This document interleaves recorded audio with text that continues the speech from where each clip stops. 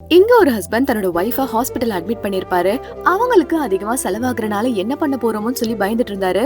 இந்த நேரத்துல தான் நோட் பண்றாரு. அதாவது இந்த ஹாஸ்பிட்டலோட மெடிக்கல் பில்லுல ஒரு ஸ்டாம்ப் இருந்தா உடனே நர்ஸ் அந்த ட்ரீட்மெண்ட்டை ஆரம்பிக்கிறாங்கன்ற விஷயம் தெரிஞ்சுட்டு உடனே இவரும் ஆன்லைன்ல தேவையான ப்ராடக்ட்ஸ் எல்லாத்தையும் வாங்கி இவரும் அதே மாதிரி அந்த ஸ்டாம்ப்ல இருக்கிற சிம்பிள் மாதிரி உருவாக்குறாரு. கடைசியில அந்த ஸ்டாம்ப் மாதிரி எக்ஸாக்ட்டா அவர் கொண்டு வந்தாலுமே இவரோட ஸ்டாம்ப்ல இருக்கிறது கொஞ்சம் லைட்டா இருக்கிற மாதிரி இருக்கு. ஆனா அந்த அளவுக்கு யாரோ கண்டுபிடிக்க மாட்டாங்கன்னு தெரிஞ்சு அந்த ஸ்லிப்பை அப்படியே ஹாஸ்பிட்டலுக்கும் கொண்டு போறாரு.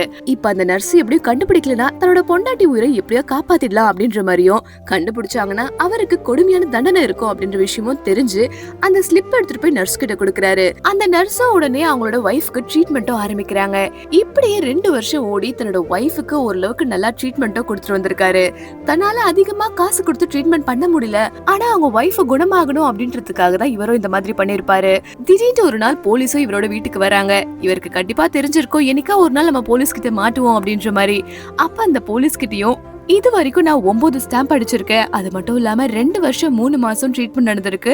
இது வரைக்கும் 348 ட்ரீட்மெண்ட்டும் முடிஞ்சிருக்கு அப்படின்ற மாதிரி அவன் நிறைய நோட் பண்ணி வச்சிருக்கான். இதை பார்த்து அந்த போலீஸ் கொஞ்சம் ஷாக்கும் ஆகுறாரு.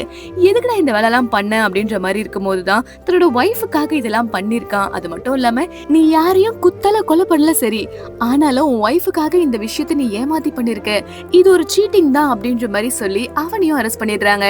சரின்னு இவனும் சரிங்க ஒரு வாட்டி நான் கடைசி என்னோட ஒய்ஃபை பார்த்துட்டு வந்துடுறேன், அதுக்கப்புறமா சில பல வருஷத்துக்கு அப்புறமா தான் அவளை பார்க்க முடியும்ல அப்படின்ற மாதிரி சொல்லிட்டு அங்க ஹாஸ்பிட்டல்ல சந்தோஷமா தன்னோட பொண்டாட்டியை போய் பாக்குறாரு. அவங்க ஒய்ஃபோ ஓரளவுக்கு குணமாகி சந்தோஷமா இருக்காங்க. தன்னோட ஒய்ஃப் கிட்ட தான் வேலைக்கு வெளியே போறதாவும் கொஞ்ச நாள் சீக்கிரமா வந்துடுவேன் அப்படின்ற மாதிரி சொல்லிட்டு இவரும் வந்துடுறாரு. ஒவ்வொருத்தரோட வாழ்க்கைக்குள்ள போய் பார்த்தாதான் தெரியும் அவங்க எவ்வளவு கஷ்டப்படுறாங்கன்னு. இந்த வீடியோ உங்களுக்கு பிடிச்சிருந்தா மறக்காம லைக் அண்ட் சப்ஸ்கிரைப் பண்ணிக்கோங்க.